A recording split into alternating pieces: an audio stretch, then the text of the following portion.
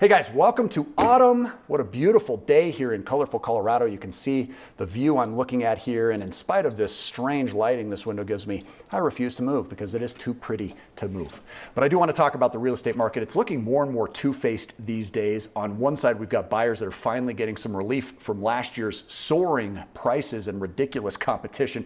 But on the other side, mortgage rates are soaring higher and higher, and it's cutting affordability. And to be quite honest, it's looking more and more likely that buyers and sellers will both endure a tough housing market this autumn. So what does this two-faced market mean? Will things improve or worsen over time? We're going to dig into fall's housing market in today's video, so stick around. Now, as we all know, home prices have been in an upswing since the first months of the pandemic. The average price for a home was only $322,000 only during the second quarter of 2020, according to data from the US Census Bureau. And by early this year, it had passed $440,000, which is nearly a 37% jump in less than just 2 years. It's no wonder why so many people have been priced out of the market. Now, fortunately, price increases have slowed, with decreases coming to many markets around the US. And home prices actually rose 14% from September of 2021 to September of 2022, which is a decrease from the 18% annual growth that we've seen as recently as June. Yearly price gains are expected to slow further as 2022 winds down. However, a sharp decline in prices is likely off the table, at least for the next several months. And this is because housing prices are generally sticky to the downside, meaning it takes more time for them to fall than it does for them to rise. Buyers will need to be patient since sellers have been in the driver's seat for quite a while now, and there is an adjustment period that's needed before the real pivot in market conditions can come. As sellers begin to confront the reality of changes here, the pace of price appreciation will slow faster and perhaps fall even further over the next year. In coming years, prices could drop by as much as 15% compared with the peak in 2022, according to Moody's analytics. While lower prices are certainly something to look forward to, buyers in the meantime face another problem to overcome, which is far higher mortgage rates. The median rate for a 30-year mortgage is now over 7%, which is more than twice as high as it was last year, and many are predicting that rates could hit as high as 8% by the end of this year. Danielle Hale is the chief economist for Realtor.com, and she had this to say on interest rates. With the Fed still working to bring inflation back down, all indications are that short-term rates will continue to climb, creating upward pressure on long-term rates like mortgage rates. This will mean that the cost of taking on a mortgage is likely to keep going up. On the average priced house, the typical monthly payment is now more than 70% higher than it was only 1 year ago. And that equates to roughly $900 more per month for the exact same house. Think about that. Higher costs are driving some buyers from the market. It's setting the stage for a much slower and less competitive decline.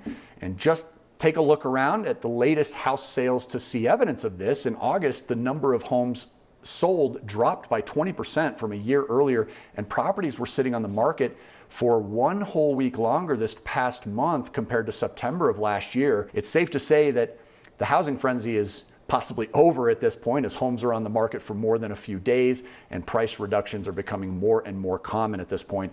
Bidding wars are falling to the wayside also, as only 40% of buyers faced bidding wars in August, the lowest share since the beginning of 2020. Breathing room of any kind was unheard of just a few months ago, when waiting more than a day or two meant basically missing out on the house you wanted. And it also is looking like the trend is going to continue, especially if mortgage rates continue rising. According to Zillow and the Harris poll, more than 2/3 of would-be homebuyers said that they would halt their hunt if rates hit 7% or higher. Now, since we've just recently crossed that threshold, it appears that the competition will drop even further at this point, giving buyers more power and more time to find homes. Real estate agents are already coming out of the woodwork claiming that buyers can expect an almost perfect market with more homes to choose from, less competition, more time to consider their choices, and the ability to negotiate on their prices, or of course terms like concessions that the seller would otherwise not have had to do. Now, market supply, which has long been a major issue for would-be homebuyers, is finally appearing to improve,